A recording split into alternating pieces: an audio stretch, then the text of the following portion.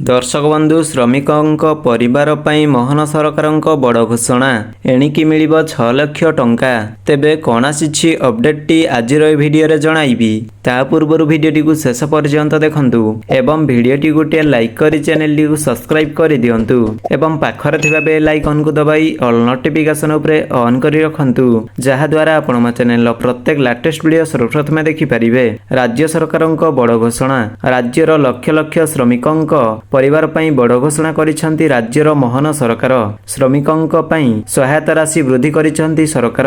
निर्माण श्रमिकों accidental death बा दुर्घटना जनित मृत्यु सहायता राशि बढ़ाइले राज्य सरकार, जहा फलरे एणिकी निर्माण श्रमिकों दुर्भाग्यवशत मृत्यु हेले परिवार लोक बा निकट संपर्कियों को अधिक सहायता मिलिबो। राज्य सरकार बढ़ाइले दुर्घटना जनित मृत्यु रे क्षतिपूरण राशि। मुख्यमंत्री मोहन चरण माझी निजे एने बड़ घोषणा करिसेंती। पूर्वरु निर्माण श्रमिकों आकस्मिक मृत्यु हेले क्षतिपूरण राशि बाबद को निकट संपर्कीय को 4 लाख टंका देउथिले राज्य सरकार। एबे सही सहायता राशि वृद्धि करिसेंती मोहन सरकार।